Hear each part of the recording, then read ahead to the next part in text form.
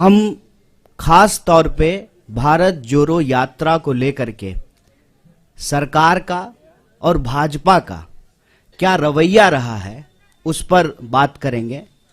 मैं सबसे पहले आपको ये कहना चाहता हूं कि आप सब लोगों ने देखा है शुरू से ही, जब से इस यात्रा का अनाउंसमेंट हुआ है, जब से इस यात्रा की घोषणा हुई है, खास करके भाजपा ने इस यात्रा पर चौतरफा हमला करना शुरू कर दिया। इसके अलग अलग बिंदु हैं। सबसे पहला हमला ये बोल करके किया गया कि भारत तो जुड़ा हुआ है, क्या जोड़ने के लिए निकले हैं। भारत जो है दुनिया की सबसे बड़ी अर्थव्यवस्था बन चुका है। मोदी जी के नेतृत्व में हम लोग जो है दोबारा विश्व गुरु बन चुके हैं। भारत लगातार जो है विकास कर रहा है। तो ऐसी कौन सी जरूरत आन पड़ी है कि आपको भारत जोड़ने की जरूरत है। आप लोगों ने यह सवाल कहीं ना कहीं सुना होगा, देखा होगा, आपके व्हाट्सएप पे आया होगा। आपने जो है अपने टीवी चैनल पे जो है बीजेपी जब बोलती है इसको तो इसको चलाया होगा। और चर्चाओं में भी भाजपा के लोग बार बार ये बोलना शुरू किए कि भारत तो जुड़ा हुआ है, तो क्या जोड़ने के लिए निकले हैं, इसकी जरूरत क्या है। तो मैं एक काउंटर सवाल आज उनका जो ये हमला था उसका करना चाहता हूं कि भारत जब जुड़ा हुआ है और भारत जोड़ो यात्रा की कोई प्रासंगिकता ही नहीं है आपके नजर में, तो आप इसकी चर्चा क्यों कर रहे हैं। हेल्थ मिनिस्टर इतना इंपॉर्टेंट पोस्ट होता है, उनको क्या जरूरत है इंक बर्बाद करने की, पेपर बर्बाद करने की, भारत जोड़ो यात्रा को लेकर के लेटर लिखने की। जिसकी जरूरत ही नहीं है उनके नजर में, उसकी चर्चा वो क्यों कर रहे हैं। पहला प्रश्न उनसे पूछा जाना चाहिए।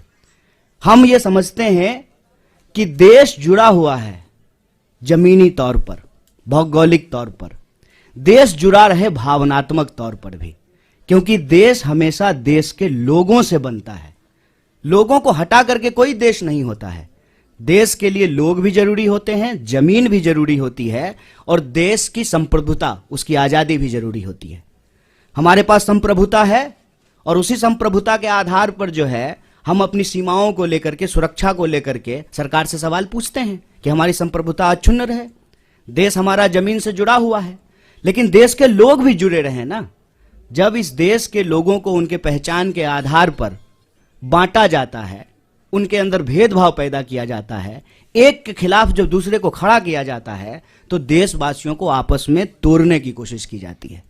और देश अगर भावनात्मक रूप से नहीं जुड़ा रहेगा तो आप जमीन से भी बहुत देर तक जोड़ के नहीं रख पाएंगे।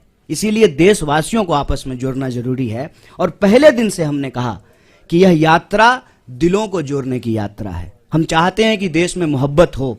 यह जो नफरत की बयार लगातार बह रही है, इस नफरत को हराया जाए, क्योंकि अगर नफरत का माहौल रहेगा तो देश के भीतर जो बुनियादी सवाल हैं, रोजी रोटी, कपड़ा, मकान, शिक्षा, स्वास्थ्य, सड़क, बिजली, पानी, ये मुद्दे गायब हो जाएंगे राजनीति के विमर्श से।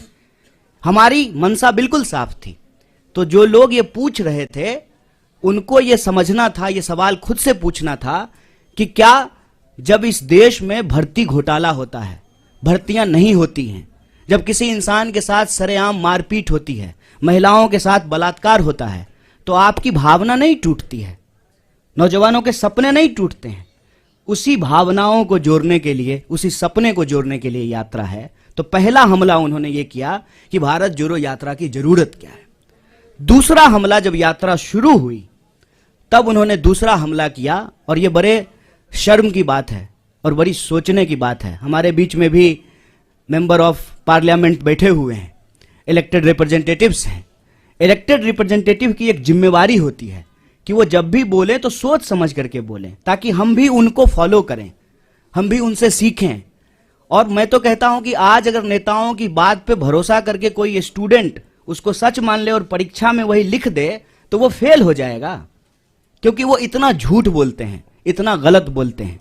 आप याद कीजिए, दूसरा हमला हुआ जिस दिन यात्रा शुरू हुई, देश के मंत्री के द्वारा, चुने हुए रिप्रेजेंटेटिव के द्वारा झूठ बोला गया कि राहुल जी जो है विवेकानंद जी की मूर्ति पे नहीं गए थे। तो दूसरा हमला उन्होंने किया कि यात्रा जब शुरू हो गई है तो उसको बदनाम करने का। और यहीं पे यह बात रुकी नहीं, फिर बात आ गई जूते पर, फिर बात आ गई फीते पर,